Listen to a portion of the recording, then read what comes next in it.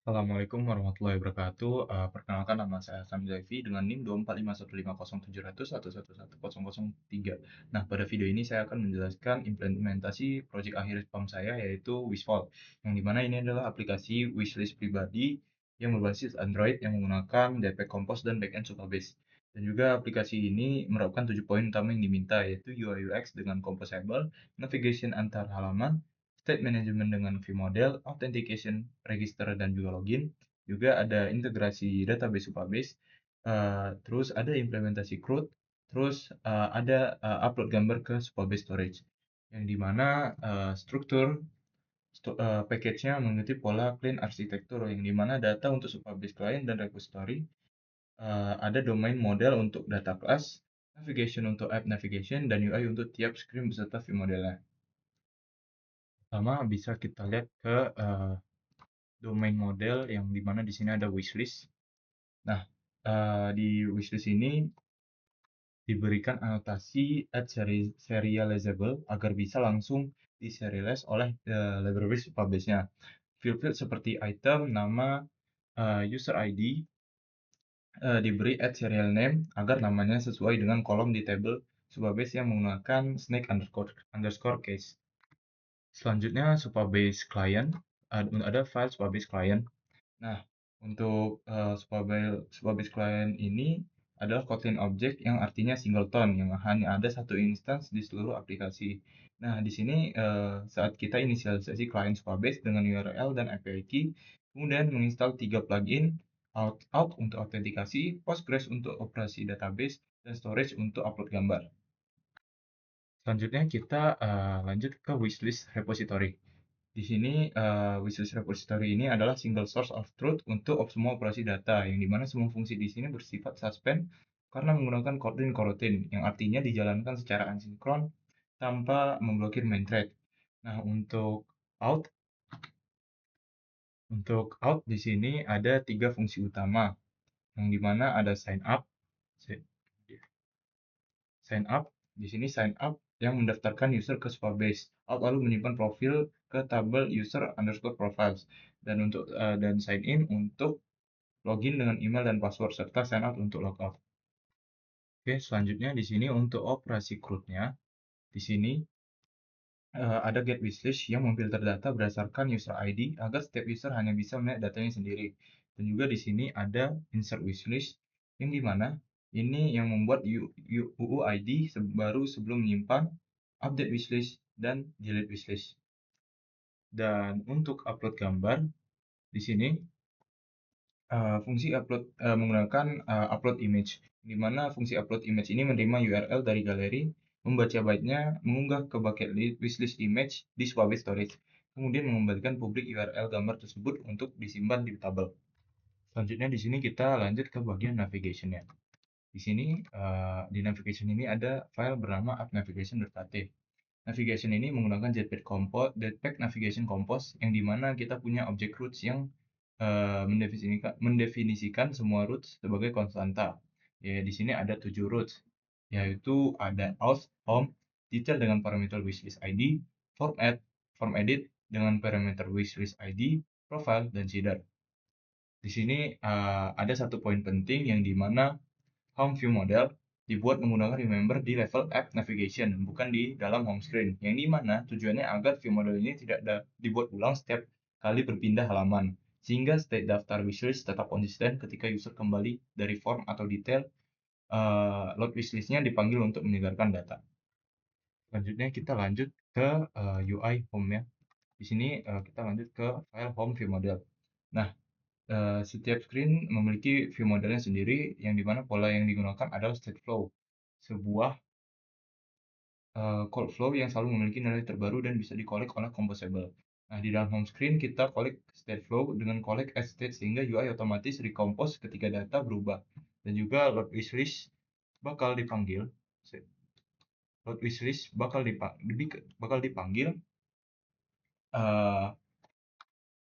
dari launch effect unit yang hanya berjalan sekali saat screen pertama kali ditampilkan. Kita lanjut ke file outscreen_viewModel.kt. Nah, di viewModel ini menggunakan pola yang sama dengan out UI stage yang menyimpan is loading, error message, dan is success yang dimana fungsi login dan register keduanya menggunakan view model scope titik launch untuk menjalankan operasi suspend secara aman. Selanjutnya di sini kita bisa membuka file outscreen.kt, yang dimana outscreen.kt ini adalah contoh composable yang baik, yang dimana state UI seperti email, password, dan islogin mode disimpan dengan remember dan mutable state of, dan launch effect digunakan untuk memonitor UI state titik is sukses, dan ketika berhasil bernilai true, navigasi ke halaman home dilakukan secara otomatis. Tampilannya menggunakan gradient background dengan brush titik vertical gradient, lalu card putih di atasnya berisi tab button untuk toggle antara mode login dan register. Dan semua komponen seperti text field dan button adalah material 3. Lanjut kita ke file homescreen.kt. Nah, untuk file homescreen.kt ini menampilkan daftar wishlist menggunakan lazy column untuk performa yang efisien dan hanya item yang terlihat di layar yang dikompos. Ada juga fitur search menggunakan outline text field yang memfilter list secara real time berdasarkan item name. Nah, setiap item wishlist ditampilkan sebagai wishlist card yang berisi thumbnail gambar, nama item, harga, nama toko, dan priority badge berwarna. Dan untuk warnanya itu merah untuk high, kuning untuk medium, dan hijau untuk low. Lanjut kita ke file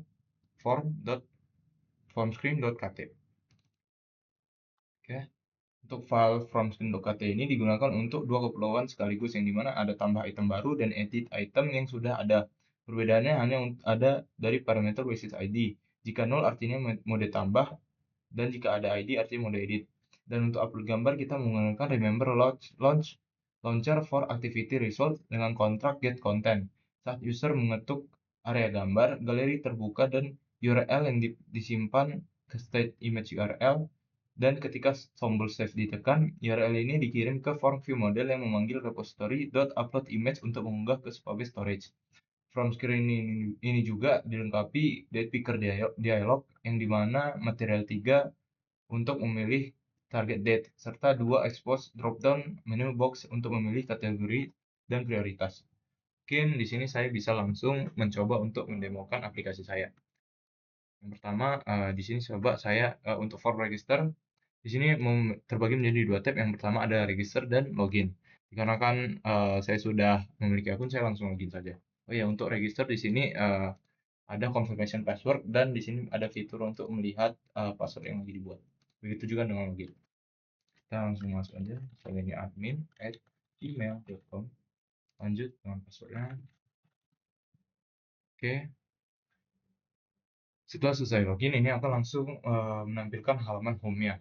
Di sini sudah saya masukkan beberapa data yang bisa jadi beberapa data fiktif untuk menampilkan bagaimana struktur dari home-nya bakal terbentuk. Lanjut, kita di sini jika ingin search wishlist-nya, di sini kita bisa langsung saja misalnya satu niche besok. Nah, di sini fitur search-nya akan langsung memilih berdasarkan apa yang kita ketik. Di sini kita lanjut dengan fitur recruit-nya. Nah, mungkin di sini ke bagian profile dulu. Profile di sini berisi informasi lengkap dari si pengguna tersebut. Nah, di sini ada DevTools. Ini DevTools Seeder di sini untuk membuat ya data-data yang diperlukan untuk video ini tadi. Dan di sini ada tombol logout, yang dimana jika logout, pengguna akan logout dari aplikasi tersebut.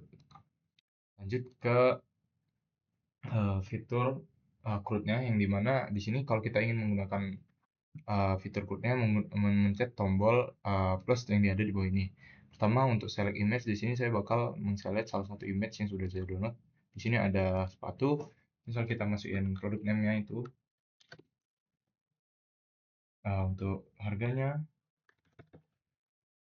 tokonya, baru deskripsinya, dan juga di sini kategorinya. Di sini kategorinya serta fashion. Lanjut untuk prioritasnya, ini saya akan memberikan menjadi medium saja.